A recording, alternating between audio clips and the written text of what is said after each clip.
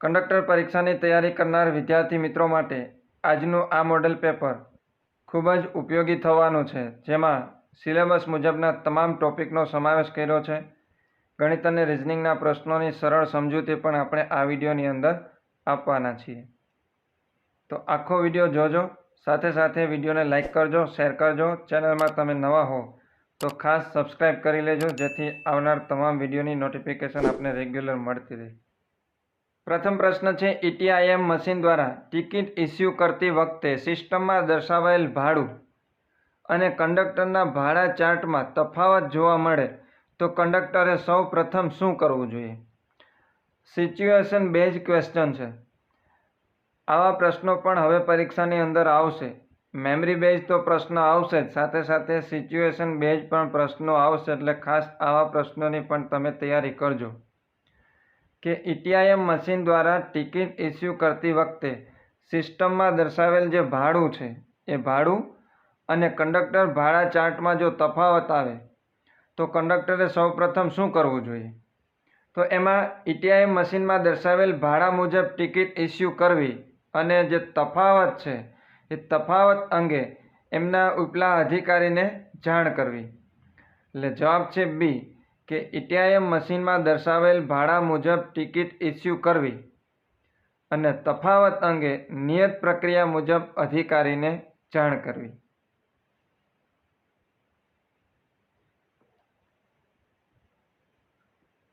બીજો પ્રશ્ન છે, GSRTCમાં કોઈ રૂટ સતત ખોટમાં ચાલતો હોય. આ પ્રશ્ન પણ ખાસ સમજો.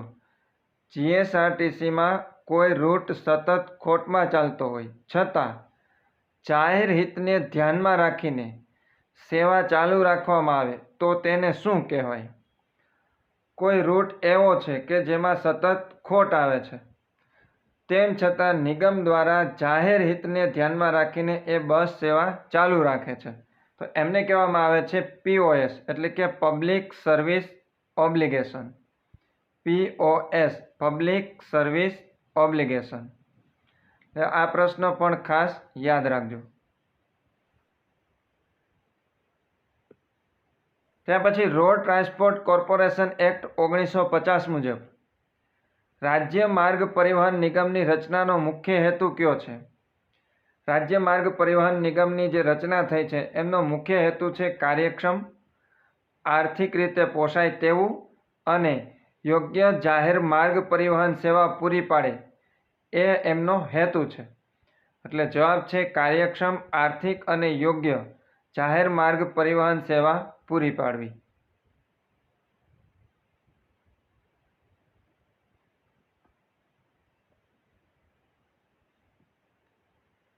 જો ETIM મશીનમાં ટિકિટ ઇસ્યુ થયા પછી પ્રિન્ટ ન નીકળે પરંતુ ટ્રાન્ઝેક્શન સફળ થયું હોય તો કંડક્ટરે શું કરવું? ETIM મશીનની અંદર ટ્રાન્ઝેક્શન કરવામાં આવે અને પ્રિન્ટ ન નીકળે અને ટ્રાન્ઝેક્શન છે એ સક્સેસફુલી બતાવે તો કંડક્ટરે શું કરવું જોઈએ? તો કંડક્ટરે ટ્રાન્ઝેક્શન ચકાસીને રીપ્રિન્ટ વિકલ્પનો ઉપયોગ કરી અને ફરી વખત ટિકિટને પ્રિન્ટ કરવી જોઈએ. એટલે જવાબ છે બી, ટ્રાન્ઝેક્શન ચકાસીને રીપ્રિન્ટ વિકલ્પથી ટિકિટ ફરી વખત પ્રિન્ટ કાઢવી.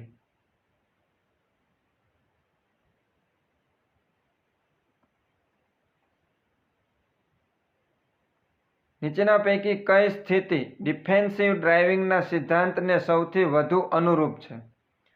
ડિફેન્સિવ ડ્રાઇવિંગનો સિદ્ધાંત છે એ નીચેનામાંથી કયો છે? એમાં ઓપ્શન આપ્યું છે કે અન્ય વાહન ચાલકો નિયમોનું પાલન કરશે એવું માનીને વાહન ચલાવવું. બીજું આપ્યું છે અન્ય વાહન ચાલકો ભૂલ કરી શકે છે એમ માનીને પૂર્વ તૈયારી સાથે વાહન ચલાવવું. સી આપ્યું છે સમય બચાવવા જોખમ લઈને ઓવરટેક કરવું. અને ડી છે આગળનું વાહન ધીમું હોય તો સતત હોર્ન વગાડવું. હવે આ પ્રશ્નનો જવાબ તમારે કમેન્ટ બોક્સની અંદર આપવાનો છે કે નીચેના પૈકી કઈ સ્થિતિ ડિફેન્સિવ ડ્રાઇવિંગના સિદ્ધાંતને સૌથી વધુ અનુરૂપ આવે છે? એ, બી, સી કે ડી? ખાસ દર્શક મિત્રો જવાબ કમેન્ટ બોક્સની અંદર આપજો. સાથે સાથે વિડીયો પસંદ આવ્યો હોય તો લાઈક પણ કરજો, તમારા મિત્રો સુધી અમને શેર પણ કરજો. ત્યાર પછીનો પ્રશ્ન છે, કંડક્ટરને ટિકિટ બાબતે કોઈ પ્રશ્ન ઊભો થાય તો તેની નોંધ ક્યાં કરવાની હોય છે? કંડક્ટરને ટિકિટ બાબતે કોઈ પ્રશ્ન ઉપસ્થિત થાય તો એમને નોંધ કરવાની હોય છે વે બિલની અંદર. અને વે બિલની અંદર જે રીમાર્કનો જે વિભાગ હોય છે એ વિભાગની અંદર એમણે નોંધ કરવાની થાય છે.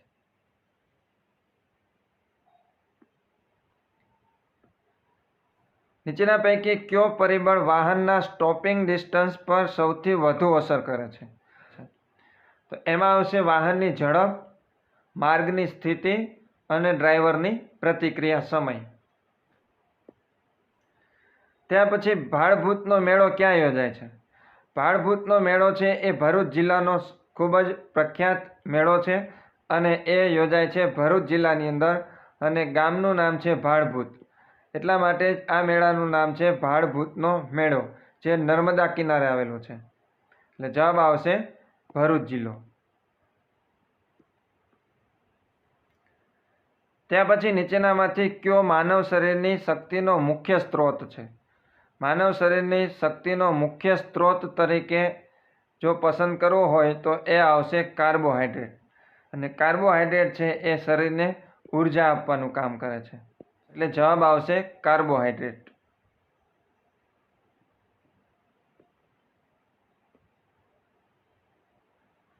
MS વર્ડની ફાઇલનું એક્સટેન્શન શું હોય છે? MS વર્ડની ફાઇલનું એક્સટેન્શન હોય છે .doc. ઓપ્શનમાં જો .docx હોય એટલે કે ડોક્સ હોય તો એ પણ સાચું છે અને જો માત્ર DOC હોય તો એ પણ સાચું છે.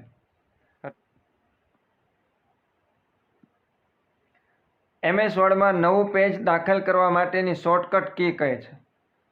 MS વર્ડની અંદર જો નવું પેજ આપણે દાખલ કરવું હોય તો એના માટેનું શોર્ટકટ કી છે Ctrl+Enter. Ctrl+Enterના માધ્યમથી આપણે MS વર્ડની અંદર એક નવું પેજ છે એ ઉમેરી શકીએ છીએ.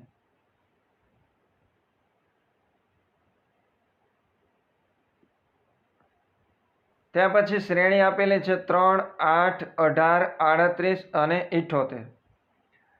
તો અહીંયા ખાસ આપણે જોઈએ તો 3 અને 8 આ બંને વચ્ચેનો સંબંધ કઈ રીતના બને છે?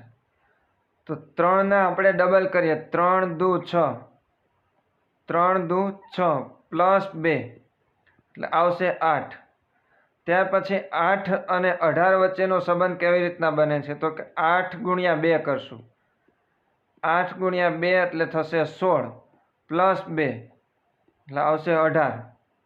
એવી જ રીતના આગળ આપણે જવાનું છે 18 ગુણ્યા 2, 18 ગુણ્યા 2 કરશું એટલે આવશે 36 પ્લસ 2 એટલે થશે 38. એવી જ રીતના આપણે છેલ્લે આપેલું છે 78, તો 78 ગુણ્યા 2 કરીએ, 78 ગુણ્યા 2 કરીએ એટલે આવશે 156. 156માં 2 ઉમેરશું એટલે આવશે 158. જવાબ આવશે ડી, 158.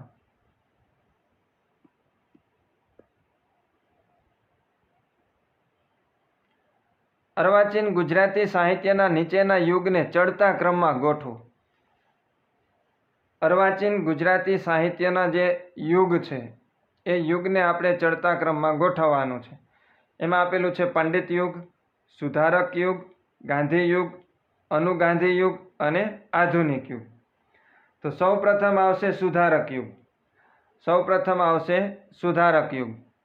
ત્યાર પછી આવશે પંડિત યુગ, પછી આવશે ગાંધી યુગ, પછી અનુગાંધી યુગ અને છેલ્લે આવશે આધુનિક યુગ.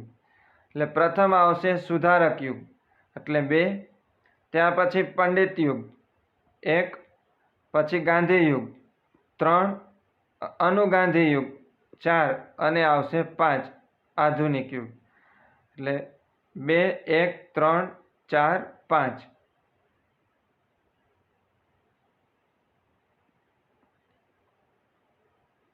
ત્યાર પછી આજે ગુરુવાર છે તો 53માં દિવસે કયો વાર આવશે? હવે ખાસ આપણે જોવાનું છે કે 53માં દિવસે કયો વાર આવશે. તો તો 53 ભાગ્યા આપણે 7 કરશું. આજે કયો વાર છે? ગુરુવાર છે. પણ 53મા દિવસે કયો વાર આવશે એ આપણે શોધવાનું છે. તો 53 ભાગ્યા 7 કરશું. 7 વડે ભાગાકાર કરશું એટલે 7 7 49. શેષ વધશે 4.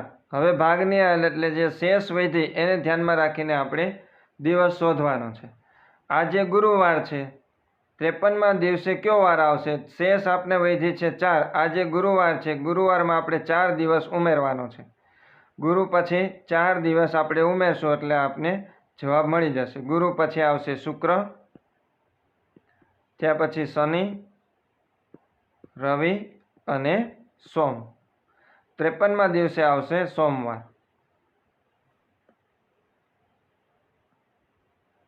માર્ગ અકસ્માતની સંભાવના ઘટાડવા માટે નીચેના પૈકી કઈ પદ્ધતિ સૌથી વધારે અસરકારક ગણાય? માર્ગ અકસ્માતની સંભાવના ઘટાડવા માટે માર્ગ સલામતીના નિયમોનું પાલન, વાહનની યોગ્ય જાળવણી અને સાવચેતીપૂર્વકનું વાહન ચલાવવું એ ખૂબ જ અસરકારક પગલું ગણાય. એટલે જવાબ આવશે બી.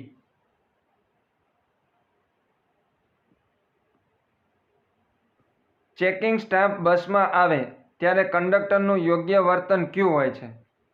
મુસાફરી દરમિયાન ચેકિંગ સ્ટાફ આવે, ટિકિટની ચેકિંગ માટે જ્યારે ચેકિંગ સ્ટાફ આવે ત્યારે કંડક્ટરે યોગ્ય વર્તન એટલે કે કંડક્ટરે શું કરવું જોઈએ? તો કંડક્ટરે એમના જે કાંઈ જરૂરી દસ્તાવેજો હોય, જે કાંઈ માહિતી હોય એ એમને નિયમ મુજબ સહકારપૂર્વક એમને રજૂ કરવી જોઈએ. એટલે કે જે ચેકિંગ સ્ટાફ હોય એમને જરૂરી દસ્તાવેજ અને માહિતી છે એ આપવાના હોય છે.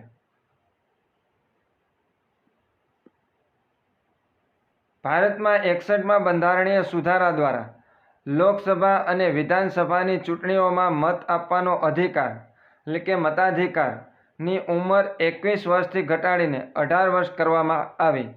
આ સુધારો કયા વર્ષથી અમલમાં આવ્યો?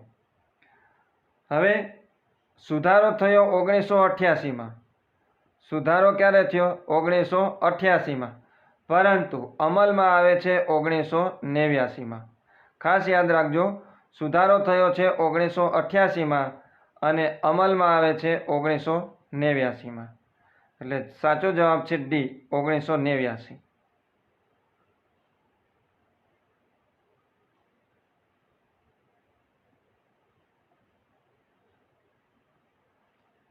ત્યાર પછી સહસ્ત્રલિંગ તળાવ ક્યાં આવેલું છે? સહસ્ત્રલિંગ તળાવ આવેલું છે પાટણ ખાતે. નીચેનામાંથી કોને સાહિત્ય જગતનો ચમત્કાર પણ કહેવામાં આવે છે? નીચેનામાંથી કોને સાહિત્ય જગતનો ચમત્કાર કહેવામાં આવે છે?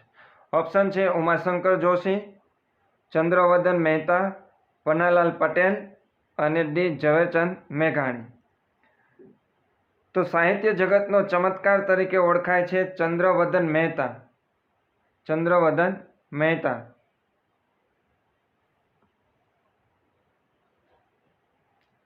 પૈસાના ઝાડ હોવા રૂઢિપ્રયોગનો અર્થ દર્શાવો. પૈસાના ઝાડ હોવા રૂઢિપ્રયોગનો અર્થ થશે પુષ્કળ ધન હોવું.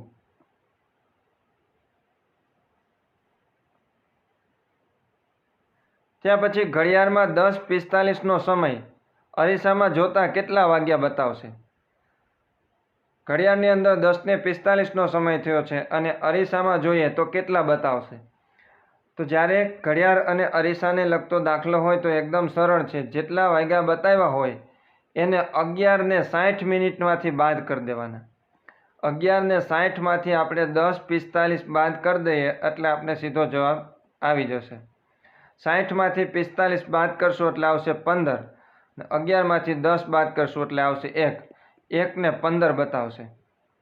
જવાબ આપણે આપ્યો છે એ, 1 ને 15. હવે માની લો કે ઘડિયાળની અંદર 9:30 બતાવે છે. 9:30. તો અરીસામાં જોશું તો કેટલા બતાવશે? તો 11:60 આપણે 9:30 બાદ કરી દેવાનો.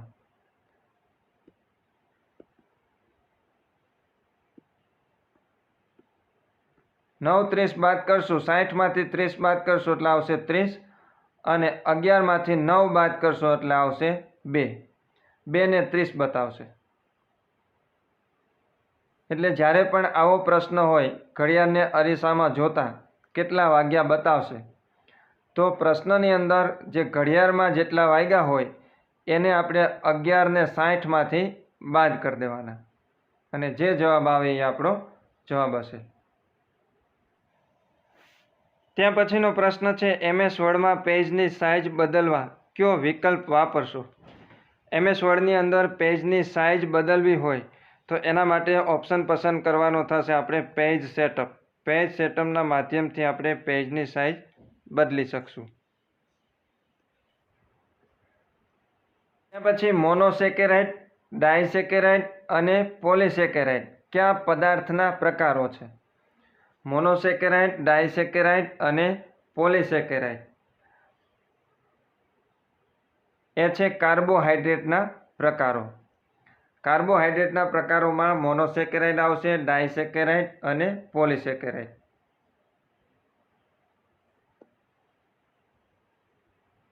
ત્યાર પછી નીચેના સમૂહમાં કયો શબ્દ અન્યથી જુદો પડે છે? 4 શબ્દ આપને આપેલા છે, સૂર્ય, બ્રહ્માંડ, ચંદ્ર અને મંગળ. આમાંથી કયો શબ્દ છે એ અલગ પડે છે? તો આમાંથી અલગ પડે છે બ્રહ્માંડ. બ્રહ્માંડ શું છે? તો કે બ્રહ્માંડ એટલે અન્ય તમામને સમાવેશ કરતો આ વિશાળ અવકાશ છે, જે બ્રહ્માંડની અંદર આવી જાય છે સૂર્ય, ચંદ્ર અને મંગળ. બ્રહ્માંડ શું છે? તો કે આ તમામનો સમાવેશ કરતો એક વિશાળ અવકાશ છે.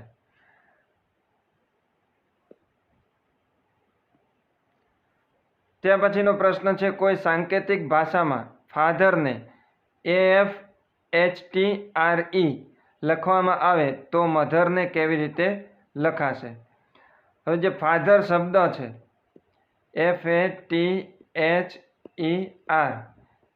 એને કેવી રીતના લખવામાં આવ્યો છે? તો કે AFHTRE એટલે કે જે બબે અક્ષરની જોડ છે એને અદલ બદલ કરવામાં આવ્યા છે, એટલે કે એમનું સ્થાન અદલ બદલ કર્યું છે. એટલે પહેલો જે 2 અક્ષર છે એને AF, પછી બીજા 2 અક્ષર છે એના સ્થાન બદલાવ્યા છે HT અને પછીના 2 અક્ષર છે એને RE તરીકે લખવામાં આવ્યા છે. તો મધરને પણ આપણે એવી જ રીતના લખવાનું થશે MOTHER.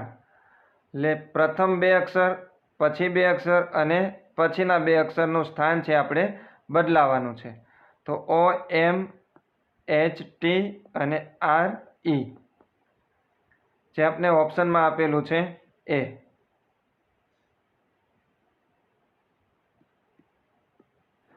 ત્યાં પછીનો પ્રશ્ન છે, Ctrl+V શા માટે વપરાય છે? જ્યારે કમ્પ્યુટરની અંદર આપણે કોઈ પણ વસ્તુ કોપી કરેલ હોય તો એમને અન્ય જગ્યાએ પેસ્ટ કરવા માટે Ctrl+Vનો ઉપયોગ થાય છે. એટલે જવાબ આવે છે પેસ્ટ. ત્યાં પછી મૂક શબ્દનો યોગ્ય વિરોધી શબ્દ કયો છે? મૂક એટલે સાવ ઓછું બોલનાર અથવા તો મૂંગું રહેનાર. તો મૂક શબ્દનો વિરોધી શબ્દ થશે વાચાળ.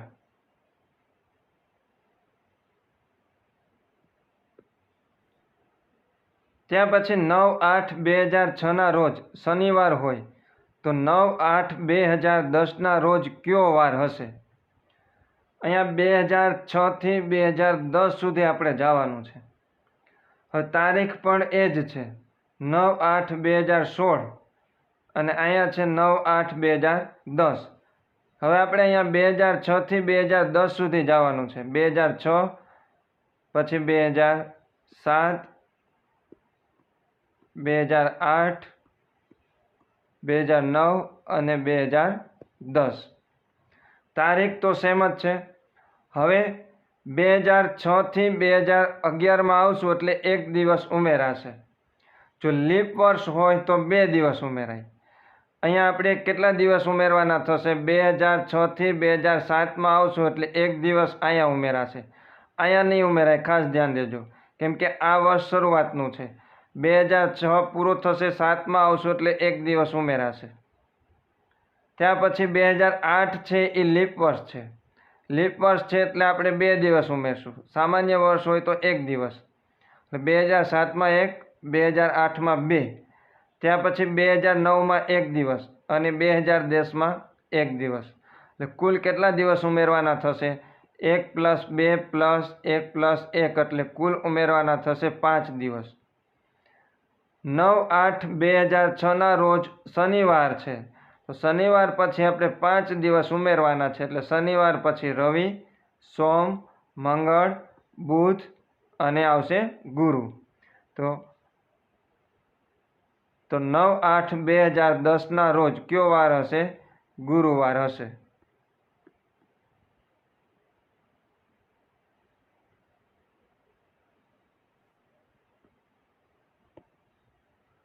ત્યાં પછી ડોક્યુમેન્ટની ફાઇલનું નામ ક્યાં જોવા મળે છે? ડોક્યુમેન્ટની ફાઇલનું નામ જોવા મળે છે ટાઇટલ બાર ઉપર.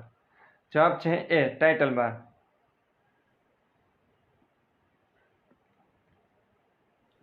MS વર્ડમાં હાઇપરલિંક માટેની શોર્ટકટ કી કઈ છે? MS વર્ડની અંદર હાઇપરલિંક ઓપન કરવાનું હોય તો એના માટેની શોર્ટકટ કી છે Ctrl+K.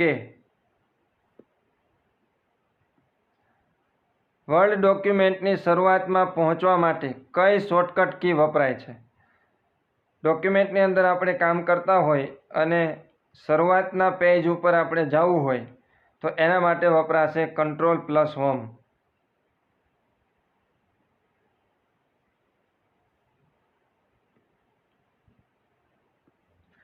ત્યાં પછી નીચેના શબ્દોને ગુજરાતી મૂળાક્ષર પ્રમાણે ચડતા ક્રમમાં ગોઠવો. 4 શબ્દ આપેલા છે: ભાગ્ય, ભાગ્યશાળી, મિશ્રણ અને ભાગ્યવાન. આ 3 ઓપ્શન છે, ખાસ જુઓ: ભાગ્ય, ભાગ્યશાળી અને ભાગ્યવાન. ત્રણેયમાં આપને આગળનો શબ્દ છે એક સરખો જોવા મળે છે, એ છે ભાગ્ય. અને 3 નંબરનો ઓપ્શન છે એ છે મિશ્રણ. તો સૌપ્રથમ તો આપણે એ નક્કી કરશું કે ભ પહેલાં આવશે કે મ આવશે. તો પહેલાં આવશે ભ. તો એનો મતલબ એમ થયો કે 3 નંબર છે છેલ્લે આવશે. તો 3 છેલ્લે હોય એવો ઓપ્શન છે એક ડી. એટલે જવાબ શું આવશે? ડી. પણ જોઈએ, પહેલાં આવશે ભાગ્ય. પહેલાં શું આવશે? ભાગ્ય. પછી આમાં ભાગ્યશાળી છે ને આમાં ભાગ્યવાન છે.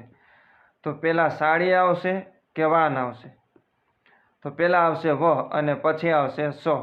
એટલે પહેલાં આવશે ભાગ્ય, પછી આવશે ભાગ્યવાન, પછી ભાગ્યશાળી અને છેલ્લે આવશે મિશ્રણ, જે આપણે ઓપ્શનમાં આપેલું છે ડી.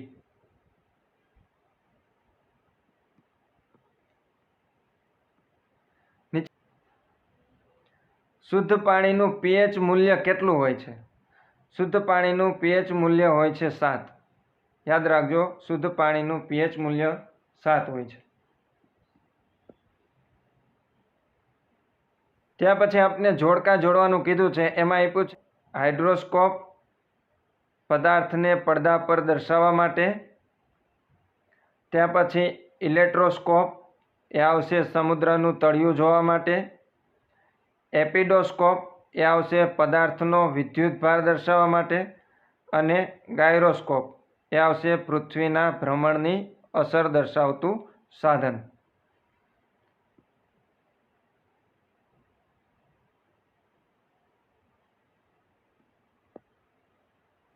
માર્ગ સલામતીના દ્રષ્ટિકોણથી નીચેના પૈકી કઈ પરિસ્થિતિમાં વાહન ચાલકે ઝડપ ઘટાડવી સૌથી વધુ જરૂરી ગણાય છે?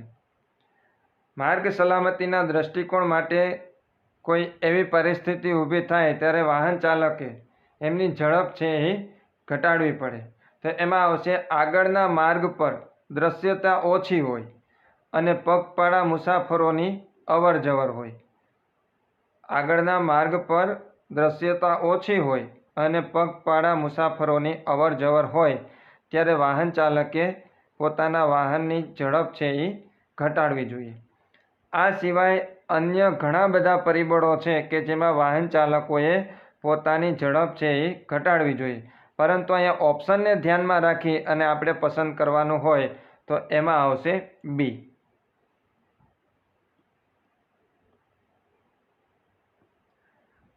બસ સ્ટોપ નજીક બસ ચલાવતી વખતે સૌથી યોગ્ય સલામતી અભિગમ કયો છે? બસ સ્ટોપ નજીક બસ ચલાવતી વખતે સૌથી સલામતી અભિગમ ઓપ્શન છે બસ સ્ટોપ ઝડપથી પસાર કરી દેવો, બસ સ્ટોપ પાસે ઝડપ નિયંત્રિત રાખીને મુસાફરોની હિલચાલ પર નજર રાખવી, પાછળનું વાહન નજીક હોય તો ઝડપ વધારવી અને માત્ર હોર્ન વગાડવો પૂરતો છે.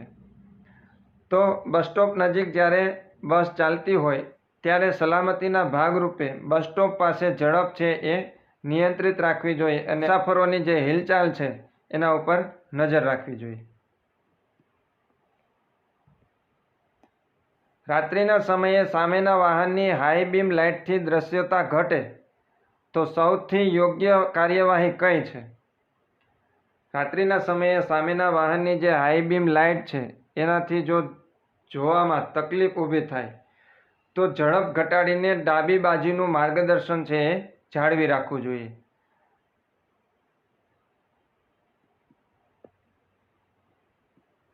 જીવનક્રમના આધારે નીચેના વિકલ્પને યોગ્ય ક્રમમાં ગોઠવો. જીવનક્રમના આધારે આપને 4 ઓપ્શન આપ્યા છે. પ્રથમ છે બાળક, પછી છે શિશુ, યુવાન અને વૃદ્ધ. તો પ્રથમ આવશે શિશુ, ત્યાર પછી આવશે બાળક, પછી યુવાન અને પછી આવશે વૃદ્ધ. પ્રથમ આવશે શિશુ એટલે ઓપ્શન છે સી. રસ્તા પર કેટ આઈ. રસ્તા પર કેટ આઈ નો મુખ્ય હેતુ શું છે? રસ્તા ઉપર બંને બાજુ અને વચ્ચેના ભાગમાં જે રેડિયમ સ્ટીકર લગાડેલા હોય છે રોડ ઉપર, જેને કહેવામાં આવે છે કેટ આઈ. એ કેટ આઈનો મુખ્ય હેતુ શું છે? વચ્ચેના ભાગમાં હોય છે અને બંને બાજુ હોય છે. તો એમનો મુખ્ય હેતુ હોય છે રાત્રે અથવા તો ઓછી દ્રશ્યતામાં લેન અને માર્ગની દિશા સ્પષ્ટ દર્શાવવા માટે.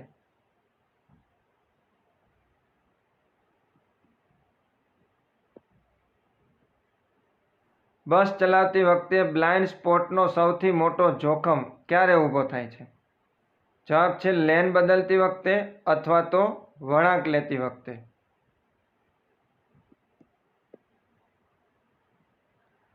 ન્યુમોનિયા મુખ્યત્વે શેનાથી થતો રોગ છે? ન્યુમોનિયા છે એ બેક્ટેરિયાથી થતો રોગ છે. જવાબ છે એ.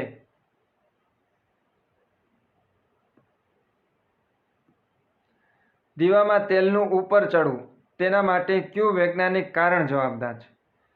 દીવામાં તેલનું ઉપર ચડવું એના માટેનું વૈજ્ઞાનિક કારણ એ છે કેશાકર્ષણ.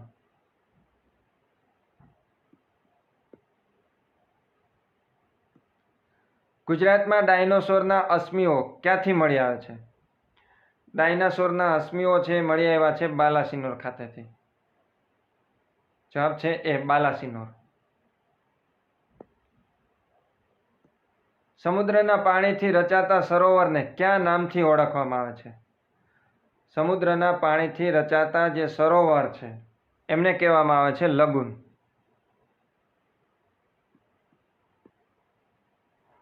ત્યાર પછી નીચેના પૈકી કયો વિકલ્પ સાચો નથી? પ્રથમ આપ્યું છે અમરેલી જિલ્લો, રામપુર અભયારણ્ય અથવા તો રામપરા અભયારણ્ય. તો એ સાચું છે. બીજું આપ્યું છે જામનગર જિલ્લો, ગાગા અભયારણ્ય. ગાગા અભયારણ્ય છે એ આવેલું છે દ્વારકા જિલ્લાની અંદર, એટલે બીજું ઓપ્શન છે એ ખોટું છે. ડાંગ જિલ્લાની અંદર આવેલું છે બરડીપાડા અભયારણ્ય અને રાજકોટ જિલ્લાની અંદર આવેલું છે હિંગોળગઢ અભયારણ્ય. અને કીધું છે ખોટું કયું છે, એટલે કે કયો વિકલ્પ સાચો નથી? તો જવાબ છે બી. ત્યાર પછી નીચેનામાંથી કઈ માટી કપાસની ખેતી માટે શ્રેષ્ઠ છે? જવાબ છે ડી કાળી માટી, જેને રેગુર તરીકે પણ ઓળખવામાં આવે છે. કાળી માટીને અન્ય કયા નામે ઓળખવામાં આવે છે? રેગુર. સાપુતારા કઈ પર્વતમાળામાં આવેલું છે? સાપુતારા છે એ આવેલું છે સહ્યાદ્રી પર્વતમાળામાં. જવાબ છે બી સહ્યાદ્રી. નીચેનામાંથી કયો એક કોલસાનો પ્રકાર નથી? કોલસાના પ્રકારમાં બિટ્યુમિન કોલસો આવશે, લિગ્નાઇટ આવશે, એન્થ્રેસાઇટ પણ આવશે, પણ લિમોનાઇટ નહીં આવે. બિટ્યુમિન, લિગ્નાઇટ અને એન્થ્રેસાઇટ એ કોલસાના પ્રકારો છે, જ્યારે લિમોનાઇટ છે એ કોલસાનો પ્રકાર નથી. MS વર્ડમાં નીચેનામાંથી કયા પ્રકારની સ્પેસિંગ જોવા મળતી નથી? MS વર્ડની અંદર કયા પ્રકારની સ્પેસિંગ જોવા નથી મળતી? ઓપ્શન છે character spacing, paragraph spacing, line spacing કે વર્ડ સ્પેસિંગ. કેરેક્ટર સ્પેસિંગ આવે છે, પેરેગ્રાફ સ્પેસિંગ આવે છે અને લાઇન સ્પેસિંગ પણ આવે છે, પણ ડી છે એ વર્ડ સ્પેસિંગ આવતી નથી. એટલે જવાબ છે ડી.